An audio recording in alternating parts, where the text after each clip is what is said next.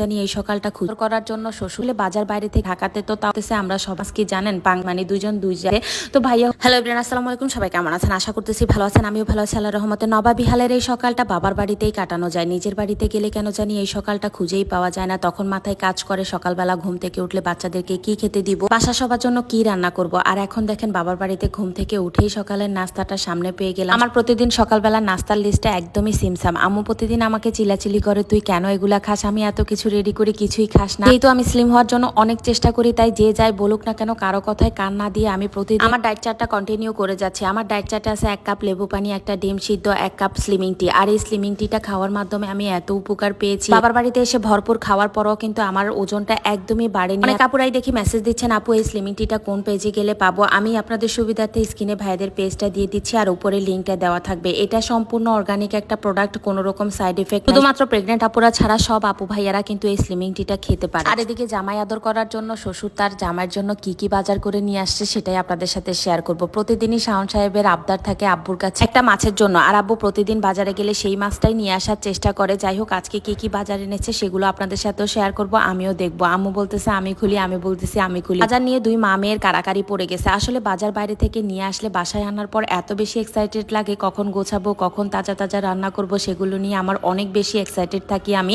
তো যাই হোক এই তো ফাইনালি হচ্ছে আমার হাতেই মাছগুলো খোলা হচ্ছে আর এই যে শাওন সাহেবের পছন্দের কোরাল মাছ এই কোরাল মাছটাই নাকি 3,500 টাকা নিছে তাই আব্বুকে বললাম যে এত টাকা দিয়ে একটা মাছ না নিয়ে আরো অনেকগুলো মাছ তো নিয়ে আসতে পারতা সে বলতেছে টাকাটা বড় ব্যাপার না আমার জামাই পছন্দ করে আমি যে বাজারে গিয়ে এই মাছটা পেয়েছি এটাই আমার ভাগ্য আর এই যে এখানে শুধু একটা মাছ আনেনি আরো অনেক ধরনের মাছও নিয়ে আসছে এখানে অনেকগুলো চিংড়ি মাছ নিয়ে আসছে দেশের চিংড়ি মাছগুলো কিন্তু অনেক বেশি তাজা তাজা থাকে যেহেতু এগুলো নদী থেকে ধরে এনেই বিক্রি করা হয় বেশি দিন ফ্রোজেন করে রাখা বা বেশি দিন রাখা মাছ না এগুলো তো যাই হোক এই তো কোরাল মাছ আর এখানে এই মাছটার নাম কি আপনারা কিন্তু কমেন্ট করে জানাবেন এটার নাম আমার জানা নেই আমি মাছের ভিতর থেকে সারা জীবন বড় হয়েছি কিন্তু অনেক মাছেরই আমি নাম জানি না এরকম কে কে আপু আছেন আমার মতো কমেন্ট করে কিন্তু অবশ্যই জানাবেন আর এখানে অনেক ধরনের সবজি এনেছে এতদিন ভাবতাম ঢাকাতেই শুধু সবজি মাছ মাংস এগুলোর দাম বেশি কিন্তু এখন গ্রামে আসার পর দেখতেছি সবজির এত পরিমাণ দাম বাজারে তো সবজিতে হাতই দেওয়া যায় না এরকম একটা অবস্থা ঢাকাতে তো তাও আমরা 500 টাকা সবজি কিনলে অ্যাটলিস্ট অনেকগুলো সবজি পাই এই যে দেখেন এই সবজিগুলোই নাকি 800 850 টাকা দাম তো যাই হোক সবগুলো বাজার আপনাদের সাথে শেয়ার করলাম আর এখন হচ্ছে কাটাকাটি করার পালা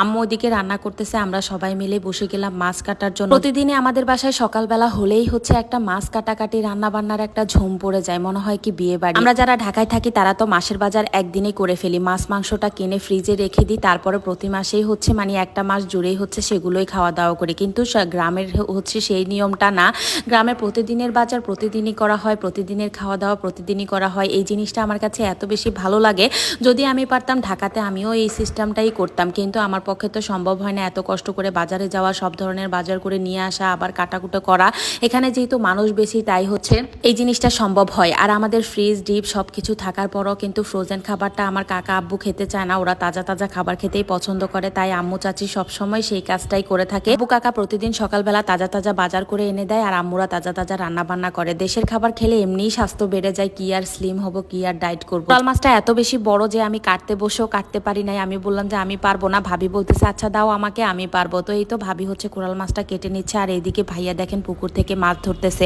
আমি বললাম যে যেহেতু আমি চলে যাব আমার জন্য কিছু তেলাপিয়া মাছ ধরে দে যেই কথা সেই কাজ সেও বসে গেছে বসি বাড়ার জন্য আর বসি দিয়ে দেখেন কতগুলা তেলাপিয়া মাছ পেয়েছে মাশাল্লাহ এত এত দামি মাছের মধ্যে আমার সব থেকে পছন্দের মাছ কি জানেন পাঙ্গাস মাছ আর তেলাপিয়া মাছ এই দুইটা মাছ আমি এত পছন্দ করি আর পুকুরের তেলাপিয়া মাছ হলে তো কোনো কথাই নেই এই যে অনেকগুলো তেলাপিয়া মাছ হচ্ছে ভাইয়া পেয়ে গেছে আমি বললাম যে এগুলো আমি ঢাকায় নিয়ে যাব আর এই যে আরেকটা তেলাপিয়া মাছ পেয়েছে সে বসি বাড়তে বসার আগে আমি বলে দিছিলাম যে আজকে যত মাছ উঠবে সব আমি ঢাকায় নিয়ে যাব সেই জন্য সবগুলো তেলাপিয়া মাছ উঠতেছে ভাইয়া বলতেছে তোমার ভাগ্য ভালো তো এই তো এখন হচ্ছে আমরা সবাই মিলে এই মাছগুলো কাটাকাটি করবো আর এখানে হচ্ছে ঢালবো না আমি বুঝতেছিলাম না একটু আগে আমরা যে মাছগুলো কাটাকাটি করতেছিলাম সেই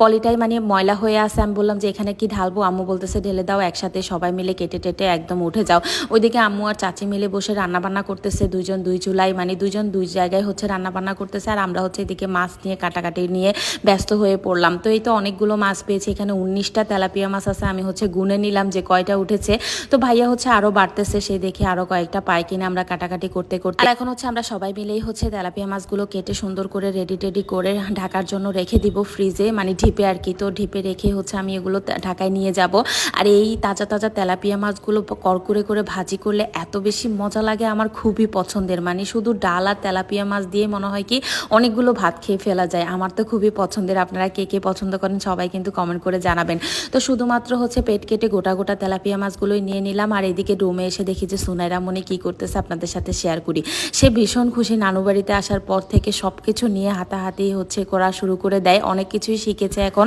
তো এই তো আজকের মতো ভিডিওটা শেষ করব। সবাই ভালো থাকবেন, সুস্থ থাকবেন, ইনশাআল্লাহ দেখা হবে নেক্সট ব্লগে। আল্লাহ হাফেজ।